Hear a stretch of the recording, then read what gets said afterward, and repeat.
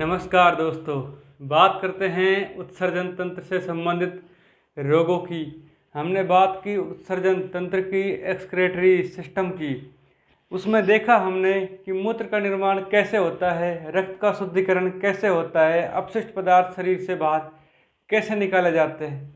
लेकिन अब बात करेंगे हम रोगों की, क्योंकि कुछ कार्य होते हैं तो रुकावट भी आती है। अगर कुछ क्रियाविधि होंगी तो बाधाएं भी आएंगी। अब मूत्र निर्माण में, रक्त के शुद्धिकरण में और नाइट्रोजनी अपशिष्टों को बाहर निकालने में हमने क्रियाविधि जो की, उसमें हमें बाधाएं भी आई। क्या आई? रोग आए। अब रोग कौन कौन से आए वो हम यहाँ पढ़ेंगे। तो देखिए, उत्सर्जन तंत्र से संबंधित रोग कौन कौन से हैं। पहला रोग पढ़ा हमने यूरेमिया।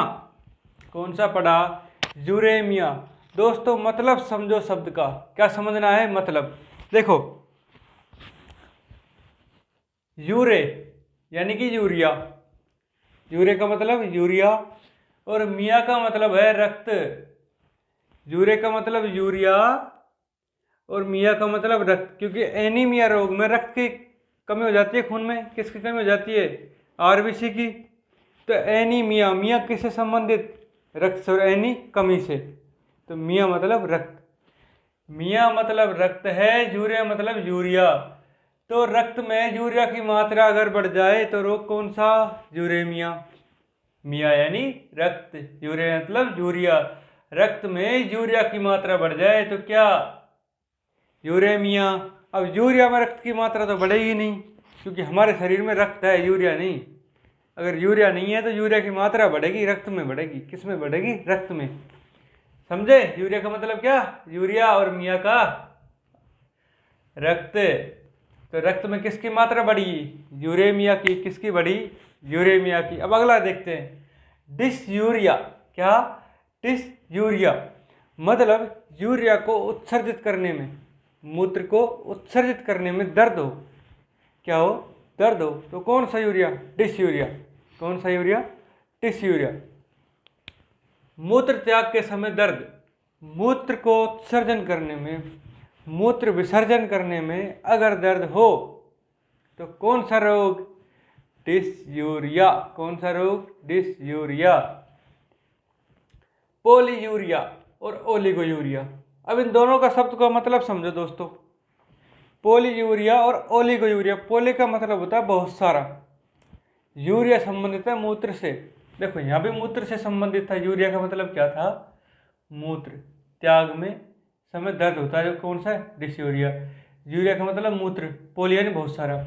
अगर बहुत सारा मूत्र निकले, बहुत सारा मूत्र निकले, अगर हम बहुत सारा मूत्र त्याग करें, वैसे तो हम 1.45 लीटर के आसपास करते हैं, मतलब 1.45 लीटर के आसपास। लेकिन कई बार हम 3 से 4 लीटर मूत्र का विसर्जन कर देते हैं। उस रोग को क्या कहते हैं? पोलीयूरिया, बहुमूत्रता। क्या कहते हैं? पोलीयूरिया। पोली मतलब बहुत सारा, यूरिया मतलब मूत्र। बहुत सारे मूत्र का विसर्जन करें तो क्या हो जाता है? पोलीयूरिया। लेकिन ऐसा क्यों होता है?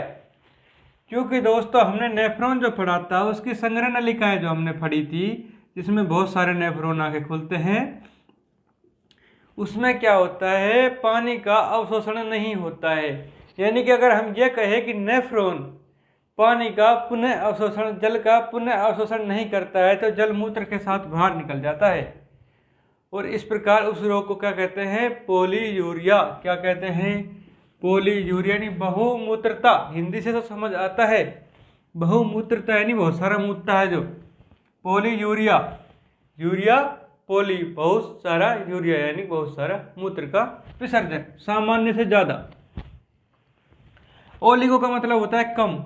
ओलिगो का मतलब क्या होता है? कम। और यूरिया मतलब मूत्र, मूत्र की मात्रा सामान्य से कम।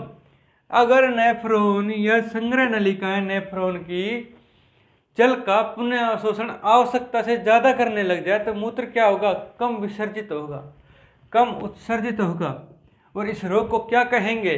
क्या कहेंगे? ओलिगोयूरिया। अल्प मूत्रता, हिंदी से समझ आता है। अल्प का मतलब कम होता है और मूत्रता का मतलब मूत्र, कम मूत्रता है जो, मूत्र की मात्रा सामान्य से कम, मूत्र की मात्रा सामान्य से कम। अब देखो हमने 4 रोग पढ़े। पहला पढ़ा यूरेमिया, यूरिया की मात्रा रक्त में ज़्यादा। दूसरा पढ़ा हमने कौन सा, डिसयूरिया। कौन सा पढ़ा, डिसयूरिया। इसमें क्या होता है, यूरिया यानी मूत्र विसर्जन के समय दर्द होता है, ठीक है। तीसरा पढ़ा हमने पॉलीयूरिया यानी बहुमूत्रता। किसमें, मूत्रता की मात्रा ज़्यादा, मूत्र की मात्रा ज़्यादा हो जाए, आवश्यकता से ज़्यादा हो जाए, यानी कि क्षमता से ज़्यादा हो जाए, तो कौन सा, पॉलीयूरिया। और चौथा पढ़ा ओलिगोयूरिया। ओलिगो मतलब कम, यूरिया मतलब मूत्रता, अल्प मूत्रता, यानी कि मात्रा, मूत्र की मात्रा सामान्य से कम हो जाए, मूत्र की मात्रा सामान्य से कम हो जाए तो कौन सा, ओलिगोयूरिया। सामान्य से ज़्यादा हो जाए तो पॉलीयूरिया। अगर दर्द हो मूत्र विसर्जन में तो डिसयूरिया। और यूरिया में, रक्त में यूरिया की मात्रा बढ़ जाए तो यूरेमिया। क्या, यूरेमिया। अगला पढ़ते हैं प्रोटीन यूरिया। अब देखो ये सारे रोग एक साथ हैं, proteinuria, albuminuria, ketonuria, haematuria, haemoglobinuria. रक्त के, मूत्र के विसर्जन में, मूत्र के विसर्जन में, मूत्र के निष्कासन में, मूत्र के उत्सर्जन में अगर प्रोटीन बॉडी उपस्थित है, प्रोटीन की मात्रा सामान्य से ज़्यादा है, प्रोटीन की मात्रा उपस्थित है, प्रोटीन भी विसर्जित हो रहा है मूत्र के साथ, तो कौन सा रोग, प्रोटीन यूरिया। यूरिया मतलब मूत्र। एल्बुमिन की मात्रा अगर शरीर में ज़्यादा हो जाए, शरीर में मतलब मूत्र में, शरीर में ज़्यादा होगी तो मूत्र के साथ बाहर निकलेगी। एल्बुमिन की मात्रा मूत्र में ज़्यादा हो जाए तो एल्बुमिन यूरिया। कीटोन बॉडी की, कीटोन की मात्रा अगर ज़्यादा हो जाए तो कौन सा यूरिया, कीटोन यूरिया। प्रोटीन की मात्रा ज़्यादा हुई तो प्रोटीन यूरिया। एल्बुमिन की मात्रा ज़्यादा हुई तो एल्बुमिन यूरिया। कीटोन बॉडी की मात्रा ज़्यादा हुई तो कीटोन यूरिया। अब मूत्र के साथ आरबीसी का निष्कासन, मतलब रक्त का निष्कासन। किसका निष्कासन, रक्त का निष्कासन, तो कौन सा, हिमेटो यूरिया। कौन सा, हिमेटो। हिमेटो मतलब रक्त, हिमेटो का मतलब क्या होता है, रक्त होता है, रक्त, ब्लड। तो मूत्र के साथ अगर रक्त यानी खून आए, खून का निष्कासन हो, या इसका मतलब आरबीसी का निष्कासन हो, तो कौन सा रोग, हिमेटो यूरिया। हिमेटो का मतलब ब्लड। अगला हीमोग्लोबिन। अगर मूत्र में हीमोग्लोबिन उपस्थित है, मूत्र के साथ हीमोग्लोबिन का उत्सर्जन हो रहा है, तो कौन सा रोग, हीमोग्लोबिन यूरिया। अगला बात करें पाई यूरिया। पाई का मतलब होता है पस सेल्स, पस सेल्स। पस का मतलब होता है मवाद कोशिकाएं, पाई का मतलब पस सेल्स, ये होता है मवाद कोशिकाएं।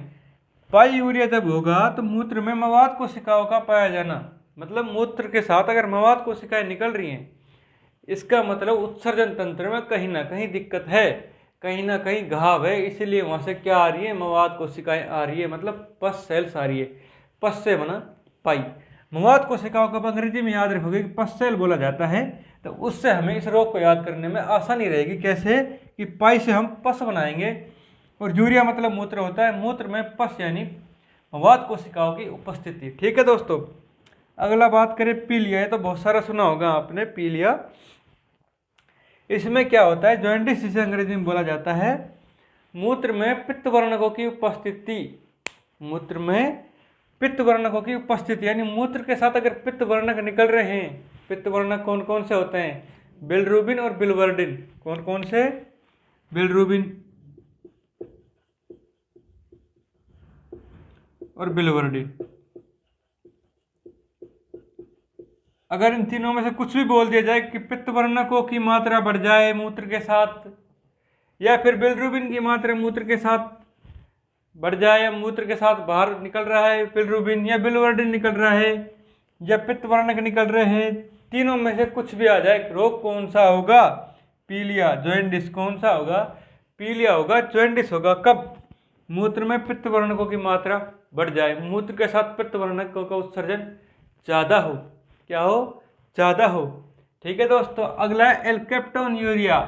अब वही बात, एल्केप्टोन की, मूत्र में किसकी मात्रा बढ़ जाए, एल्केप्टोन की, किसकी मात्रा बढ़ जाए, एल्केप्टोन। मूत्र के साथ एल्केप्टोन का निष्कासन हो रहा है, तो कौन सा यूरिया, एल्केप्टोन यूरिया। लेकिन इसका एक अलग नाम भी दिया गया, काला मूत्र रोग यानी कि black urine disease, black urine disease ये क्यों दिया गया?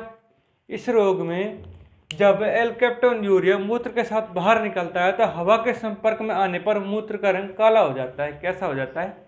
काला हो जाता है। इसीलिए इसे ब्लैक यूरिन डिजीज कहते हैं। क्या कहते हैं? ब्लैक यूरिन डिजीज, काला मूत्र रोग।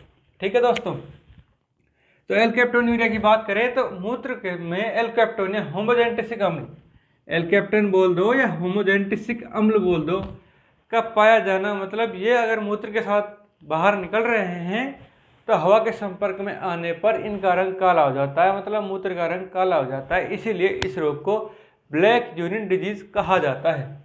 अगला बात करें ग्लाइकोज यूरिया। ग्लाइकोज का मतलब ग्लाइकोजन, ग्लाइकोजन का मतलब ग्लूकोज, ग्लाइकोज का मतलब ग्लाइकोजन, ग्लाइकोजन का मतलब ग्लूकोज। क्योंकि ग्लूकोज एकत्रित होता है कहाँ?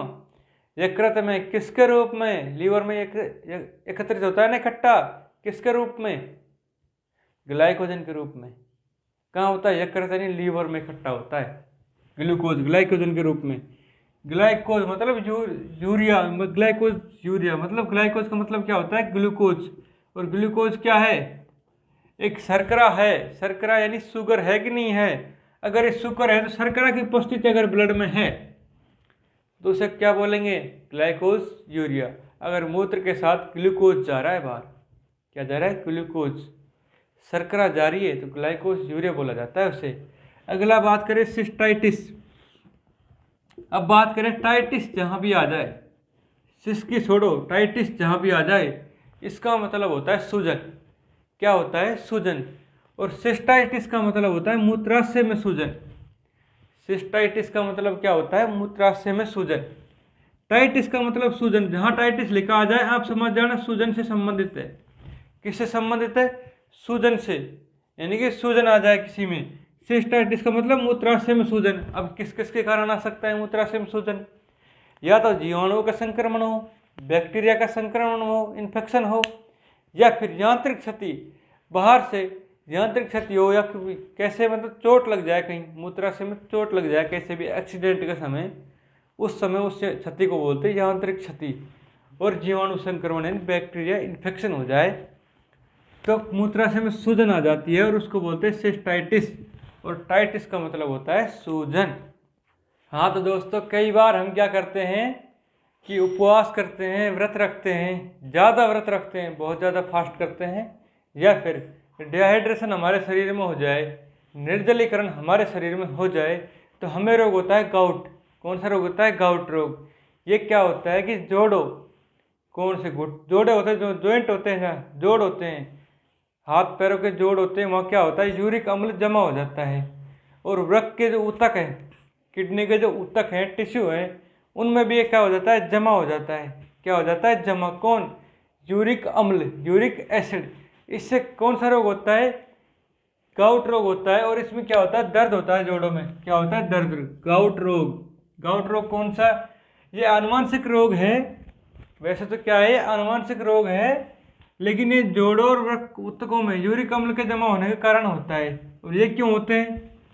जोड़ों और वृक्क ऊतकों में ये जमा क्यों होता है? क्योंकि हम ज़्यादा फास्ट करते हैं, उपवास रखते हैं, या हमारे शरीर में निर्जलीकरण हो जाए, डिहाइड्रेशन हो जाए, तो इससे क्या होता है? यूरिक अम्ल का उत्पादन ज़्यादा होता है और वो हमारे जोड़ों में जमा होने लग जाता है, जॉइंटों में जमा होने लग जाता है। इससे हमारे चलने फिरने में दिक्कत आती है और हमें दर्द होता है। तो जोड़ों में दर्द होता है किसके कारण? यूरिक अम्ल के जमा होने के कारण।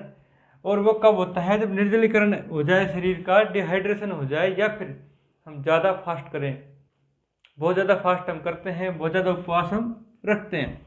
ठीक है दोस्तों, अगली बात करें वृक्क पथरी। कहते हैं पथरी हो गई, कहते हैं ना पथरी हो गई, तो किडनी स्टोन। पथरी क्या होती है? पत्थर। किडनी स्टोन होता है। क्या होता है? स्टोन। पत्थर होता है, स्टोन होता है। ये क्या होता है? हमने पढ़ा था वृक्क में, वृक्क की आंतरिक संरचना में कैलिक्स मिलकर कहाँ जाती हैं? सारी कैलिक्स मिलकर रीनल पेल्विस में जाती है। कहाँ जाती है? रीनल पेल्विस में, वृक्क श्रोणि में। वहाँ से कहाँ जाती है? मूत्र वाहिनियों में, मूत्राशय में, और मूत्र द्वारा मूत्र बाहर निकल जाता है। लेकिन रीनल पेल्विस में क्या होता है? कैलिक्स जब मिलकर बाहर निकलते हैं जहाँ से रीनल पेल्विस से, वहाँ क्या होता है, कौन से जमा हो जाते हैं लवण, कैल्शियम ऑक्जेलेट, यूरिक अम्ल और फॉस्फेट लवण क्रिस्टल। क्रिस्टल मतलब गांठ सी बढ़ जाती है उनकी, क्या हो जाती है, गांठ सी कैल्शियम ऑक्जेलेट की, यूरिक अम्ल की और फॉस्फेट लवण के क्रिस्टल बन जाते हैं। कहाँ, पेल्विस रीजन में, रीनल पेल्विस में। कहाँ, रीनल पेल्विस के रीजन में। उससे क्या होता है, मूत्र के विसर्जन में, उत्सर्जन में बाधा होती है और दर्द होता है। क्या होता है, बाधा होती है और दर्द होता है। तो हमने पढ़ा वृक्कपत्री किडनी स्टोन कब होता है कि रीनल पेल्विस में अगर कैल्शियम ऑक्जेलेट के, यूरिक अम्ल के या फिर लवणों के, कौन से, फॉस्फेट लवणों के क्रिस्टल जमा हो जाएं तो क्या होती है, पथरी हो जाती है, किडनी स्टोन जिसे बोला जाता है। इसमें क्या होता है, रोगी को दर्द होता है और मूत्र में बाधा होती है, रोगी को दर्द होता है और मूत्र में बाधा होती है। अगला पढ़ेंगे हम कौन सा रोग, नेफ्रिटिस ब्राइट रोग। नेफ्रिटिस ब्राइट रोग, मैंने बताया था टिस, टाइटिस या टिस, जहाँ भी आ जाए क्या है, सूजन। अब सूजन किसके कारण है, देखो नेफ्रिटिस, नेफ्री का मतलब क्या होता है, नेफ्रॉन। क्या होता है, नेफ्रॉन। अब नेफ्रॉन का कौन सा भाग, ग्लोमेरुलस, कौन सा भाग, ग्लोमेरुलस। इसे ब्राइट रोग भी कहा जाता है, नेफ्रिटिस को ग्लोमेरुलस। नेफ्री का मतलब होता है नेफ्रॉन, नेफ्रॉन का ग्लोमेरुलस भाग में स्ट्रेप्टोकोकाई जीवाणु, स्ट्रेप्टोकोकाई बैक्टीरिया का क्या हो जाता है, संक्रमण हो जाता है, उससे आ जाती है वहाँ सूजन, और सूजन आने पर झिल्ली पारगम्य हो जाती है, किसकी, ग्लोमेरुलस की। उससे क्या होता है, निस्यन तो छनकर आता ही है कैप्सूल में, बोमेन कैप्सूल में, लेकिन उसके साथ साथ प्रोटीन भी आ जाती है और आरबीसी भी आ जाती है। ये हो जाती है ऊतकों में जमा, कहाँ हो जाती है, ऊतकों में जमा, और उससे एडिमाया ड्रोप्सी रोग भी हो जाता है। कौन सा रोग होता है, एडिमाया ड्रोप्सी रोग। तो हमने पढ़ा नेफ्रिटिस, नेफ्री का मतलब होता है नेफ्रॉन, टिस का मतलब सूजन। नेफ्रॉन में सूजन कौन से भाग में, ग्लोमेरुलस। नेफ्रॉन कौन से भाग, ग्लोमेरुलस में स्ट्रेप्टोकोकाई जीवाणु बैक्टीरिया का संक्रमण होता है, इससे वहाँ आ जाती है सूजन। यहाँ तक तो था ये नेफ्रिटिस और ब्राइट का रोग। इससे आगे जब हम पढ़ेंगे सूजन आने के बाद क्या होता है, वो है एडिमाया ड्रोप्सी रोग। ठीक है दोस्तों, अगर नेफ्रिटिस के बारे में पूछा जाए, ब्राइट के बारे में पूछा जाए, तो हम इतना ही कहेंगे कि ग्लोमेरुलस में स्ट्रेप्टोकोकाई बैक्टीरिया के कारण क्या आ जाता है, संक्रमण के कारण क्या हो जाता है, सूजन आ जाता है। अब सूजन के बाद क्या होता है, सूजन के बाद ग्लोमेरुलस की झिल्ली पारगम्य हो जाती है और वहाँ से प्रोटीन और आरबीसी निकलकर कहाँ जाते हैं, निस्यंद में, निस्यंद यानी फिल्ट्रेट में, किसमें, कैप्सूल, बोमेन कैप्सूल में। वहाँ से कहाँ जाते हैं, पीसीटी, हेनलूप, टीसीटी, संग्राहक नलिका और मूत्र द्वारा बाहर निकल जाते हैं। लेकिन ये ऊतकों में भी जमा हो जाते हैं प्रोटीन और आरबीसी। उससे क्या होता है, ऊतकों में जमा होने पर एडिमा और ड्रोप्सी रोग होता है। क्या होता है, एडिमा और ड्रोप्सी रोग हो जाता है। ठीक है दोस्तों।